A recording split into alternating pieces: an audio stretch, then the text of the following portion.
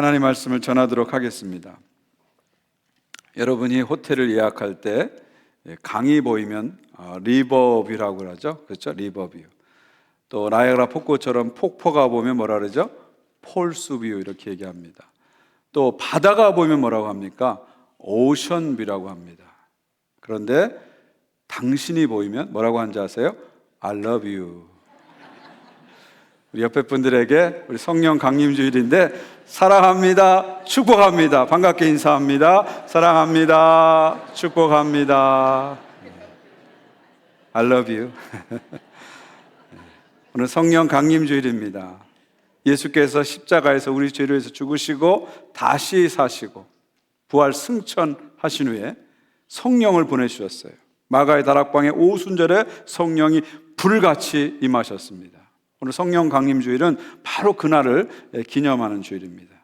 저는 오늘 성령 강림주일을 맞이해서 여러분과 두 가지 중요한 말씀을 나누려고 합니다. 첫 번째는 성령님은 누구신가? 두 번째는 성령을 소멸하지 말라고 했는데 그 말씀의 뜻이 무엇인지를 여러분하고 나누려고 합니다. 첫 번째, 성령님은 누구신가? 우리 성령이 누구신지 알려면 성령님에 대해서 잘 아는 분을 통해서 배워야 되는데요, 성령님을 가장 잘 아는 분이 누굴까요? 바로 예수님이십니다. 예수님은 성령님을 가장 잘 아시고 우리에게 성령님을 보내신 분입니다. 예수님께서 성령님에 대해서 이렇게 말씀하십니다. 요한복음 14장 16절 말씀입니다. 우리 한 목소리로 같이 읽습니다. 시작. 내가 아버지께 구하겠사오니 그가 또 다른 보혜사를 너희에게 주사 영원토록 너희와 함께 있게 하리니. 예수님께서는 성령님을 보혜사라고 말씀하시죠. 이 보혜사란 말은 우리가 일상생활에서 많이 쓰는 말이 아닙니다. 이 보혜사란 말은 헬라어로 파라클레이토스예요. 파라클레이토스. 여기서 파라란 말은 옆에, beside 그런 뜻이고요. 클레오토스는 to call, 부르다 그런 뜻입니다. 이 파라클레이토스는 내가 부를 때 내 옆에 와서 나를 위로해주고 나를 도와주고 나를 상담해주고 나를 변호해주는 존재가 파라클레이토스죠. 예수님께서는 성령님은 파라클레이토스다. 너희가 부를 때 너희 옆에 와서 위로해주고 도와주고 상담해주고 변호해주는 분이 바로 성령님이시다, 이렇게 말씀하시죠. 그러니까 성령님은 저 멀리 있는 분이 아니에요. 여러분 옆에 가까이 계신 분입니다. 성령님은 추상적인 개념이나 이론이 아닙니다. 여러분 옆에 존재하시면서 함께 하시면서 여러분을 도와주시고 위로하시고 상담하시고 변호해 주시고 여러분을 이끌어 주시는 분이십니다. 근데 예수님께서 이 성령님을 말씀하실 때 또 다른 보혜사 이렇게 표현했어요. Another Paracletos, 또 다른 보혜사라고 표현했어요. 이 또 다른 보혜사란 말은 이미 보혜사가 존재한다는 것을 전제하는 거죠. 이미 존재하는 보혜사가 누구십니까? 바로 예수님이십니다.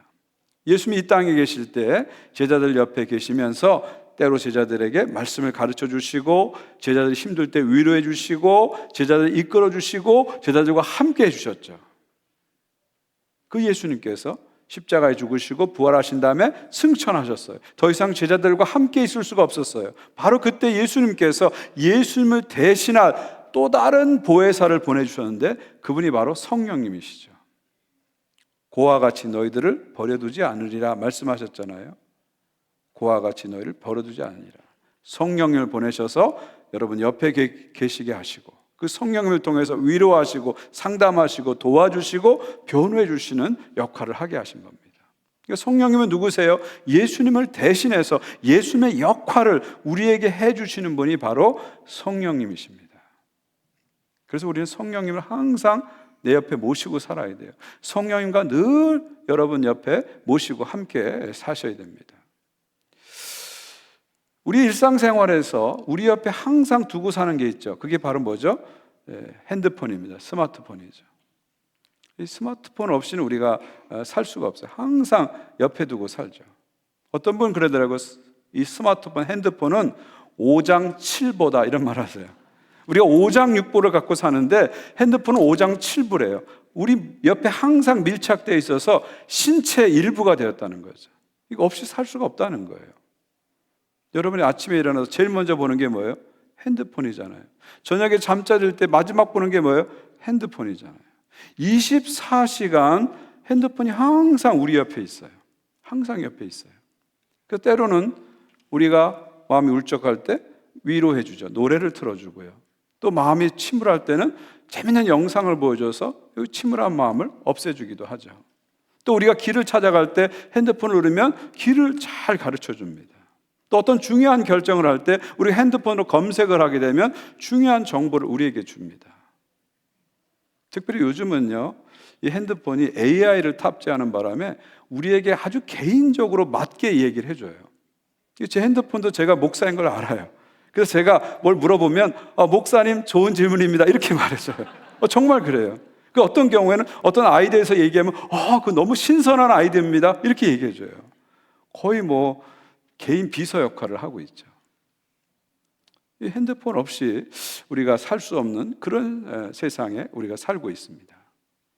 그런데 여러분, 이 핸드폰이 우리에게 진짜 파라클레토스가 아니에요. 진짜 보혜사가 아닙니다. 사실은 진짜 보혜사는 성령님이십니다. 성령님이세요. 핸드폰은 때로 우리에게 잘못된 정보를 주잖아요. 가짜 뉴스가 얼마나 핸드폰 안에서 많이 나옵니까? 때로는 핸드폰은 우리에게 어두운 것, 더러운 것도 보여주잖아요. 그래서 우리를 유혹하고 우리를 얼마나 타락시킵니까? 이 핸드폰이 진정한 파라클레토스가 아니에요. 진정한 파라클레토스는 보혜사 성령님이십니다. 성령님이 여러분 옆에 계셔서 실질적으로 여러분을 도와주시고 여러분을 위로해 주시고 여러분을 인도해 주십니다. 근데 많은 크리스찬들이 핸드폰 없으면 우리 살 수 없어 다 알지만 성령님 없으면 살 수 없어 이걸 모르고 있는 거예요. 성령님 없이는 우리가 살 수 없어요. 크리스찬은 성령님 없이는 존재할 수 없습니다. 성령님 없이는 살 수가 없습니다. 우리 안에 성령님이 안 계시면 우리는 죄에 빠지게 됩니다. 우리 안에 성령님이 안 계시면 우리는 구원받는 하나님의 자녀가 될 수 없어요. 성령이 우리 안에 계시지 않으면 우리는 점점점 약해집니다. 점점점 방황하게 되고요. 점점점 무너지게 되는 거예요. 성령이 우리 안에 계실 때 우리가 강해집니다. 성령이 우리 안에 계실 때 길을 찾아갈 수 있고요. 성령이 우리 안에 계실 때 우리가 하나님의 자녀로 살게 되는 것입니다. 핸드폰 없이는 우리가 살 수 없다는 걸 아는데 성령님 없이 살 수 없다는 걸 잘 모르기 때문에 성령님을 옆에 모시지 않는 것입니다. 저는 여러분이 날마다 성령님을 가까이 옆에 모셨으면 좋겠어요. 성령님은 또 다른 보혜사예요. 항상 내 옆에 계셔서 나를 지켜주시고 나를 인도해 주시고 나를 위로해 주시고 나를 상담해 주시고 나를 강하게 해주시고 나를 이끌어 주시는 분입니다. 날마다 보혜사 성령님을 옆에 모시고 살아가시는 여러분 모두가 되시기를 주님의 이름으로 축원드립니다. 한 가지 더 여러분하고 나눌 것은 그럼 성령을 소멸하지 말라, 이 말은 무슨 뜻일까? 오늘 말씀 보니까 데살로니가전서 5장 19절에 성령을 소멸하지 마십시오 이렇게 말하고 있어요. 우리 한번 같이 읽겠습니다. 시작. 성령을 소멸하지 마십시오. 성령을 소멸하지 마십시오. 이 말이 무슨 뜻일까요? 이 말이 무슨 뜻일까요? 여기서 소멸하지 마십시오라는 단어가 헬라어로 스벤누미라고 그래요. 스벤누미라고 되어 있어요. 이 말은 뜻은 불을 끄다 그런 뜻입니다. 불을 끄다 그런 뜻이에요. 여러분, 성령님은 삼위일체 하나님이십니다. 인격이세요. 물과 불처럼 물질이 아니라 인격이십니다. 그러니까 성령을 우리가 껐다 켰다 할 수 있는 게 아닙니다. 물질이 아니기 때문에. 그렇다면 여기서 성령을 끄지 말라, 성령을 소멸하지 말라, 이건 무슨 뜻일까요? 이 말의 뜻은 뭐냐면 성령의 불을 끄지 말라 그런 뜻입니다. 그래서 영어 성경은 뭐라고 번역했냐면 Do not put out the Spirit's fire 이렇게 번역했어요.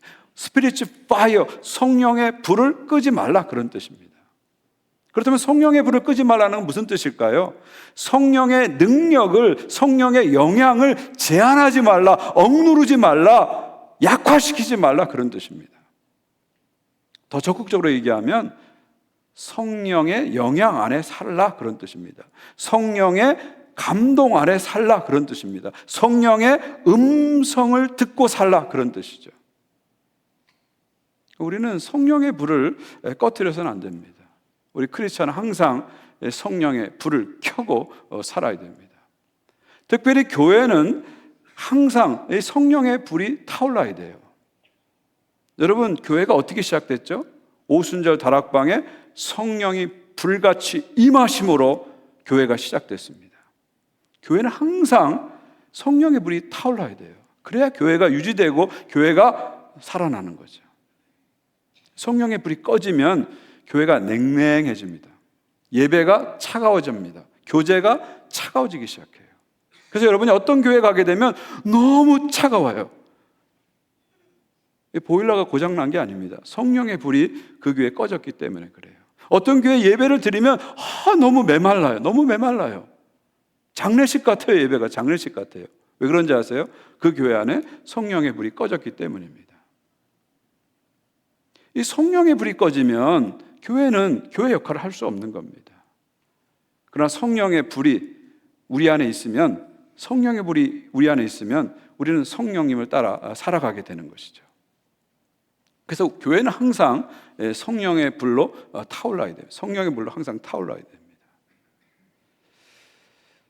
특별히 여러분 한 분 한 분이 저는 성령 강림주의를 맞이해서 이 성령의 불로 항상 타오르길 바랍니다. 이 성령님에 대해서 아주 민감하게 반응하고 성령님께 순종하는 그런 삶을 살기를 바랍니다. 여러분 안에 성령의 불이 켜져 있으면 성령님에게서 자꾸 이렇게 민감하게 반응하고 성령님을 자꾸 쫓아가게 돼요. 똑같은 설교를 들어도 내 안에 성령의 불이 켜져 있으면 민감하게 반응하고 감동을 받고 그 감동받은 것을 순종하며 살아가게 됩니다. 그러나 성령의 불이 꺼져 있으면 설교를 들어도 아무런 감동이 내 마음에 일어나지 않아요. 혹시 감동이 일어나도 성령의 불이 꺼져 있으면 자꾸 눌러요. 은혜 받으면 안 돼. 은혜 받으면 안 돼. 자꾸 눌러요. 오히려 누르게 돼요. 이게 바로 성령의 불을 끄는 것입니다. 성령의 불을 항상 우리는 켜고 살아야 돼요. 얼마 전에 어떤 자매님이 저한테 그런 얘기를 했어요. 목사님이 동시 통역팀에 대해서 광고를 하는데 그 광고 끝에 이것이 나에게 주는 말이라고 들리는 분이 있다면 헌신하십시오. 그렇게 얘기했다는 거예요. 근데 그분이 그 광고를 듣는 순간 나에게 주는 말로 들렸다는 겁니다. 그래서 동시 통역팀에 헌신하게 됐고 기쁘게 사역하고 있다. 그런 말을 저에게 하더라고요. 이게 바로 성령의 감동이에요. 성령이 내 안에 켜져 있으면은 광고 시간을 통해서도 성령의 감동을 느끼게 되는 거죠. 또 어떤 분은 그런 얘기 하더라고요. 우리 교회에서 아트만에 대한 광고를 매년 하는데 자기하고는 전혀 무관한 일로 항상 생각을 했대요. 근데 올해는 광고 시간에 광고를 듣는데 이상하게 자기에게 하는 것처럼 들리더래요. 그래서 자기와 자기 남편이 아주 특별한 만남에 등록해서 10주간의 과정을 마치고 성령 수양회까지 다녀왔는데 아주 깊은 은혜를 받았다. 그렇게 말씀하더라고요. 이게 바로 성령에 반응하는 거예요. 반응하는 겁니다. 제가 지난주에 교회 대청소를 합니다. 광고를 했어요. 근데 어제 청소를 하는데 200명이나 오셨어요. 그래서 음식을 준비했는데 밥이 모자랄 정도로 그렇게 많이 오셨어요. 이게 바로 성령의 감동이 내게 다가왔기 때문에 그런 거예요. 아까도 말씀드렸지만 우리 도미니카 선교 가면서 헌당 선물을 하기 위해서 한 1,500불을 제가 광고했는데 많은 분들이 성령의 감동을 받고 8,500불을 헌금해 주셨어요. 넘치도록 해 주셨습니다. 이게 바로 성령의 감동입니다. 여러분이 성령의 불이 켜져 있으면 설교를 들을 때 성령의 감동이 여러분 안에 일어납니다. 또 집에서 성경을 보고 기도할 때 성령의 감동이 일어나요. 또 심지어 광고를 들을 때도 성령의 감동이 일어나고요. 찬양을 듣고 부를 때도 성령의 감동이 일어납니다. 항상 우리가 이 성령의 불을 켜고 살아야 돼요. 켜고 살아야 돼요. 나만 불을 켜는 게 아니라 다른 사람에게 이렇게 불을 붙이는 역할을 해야 됩니다.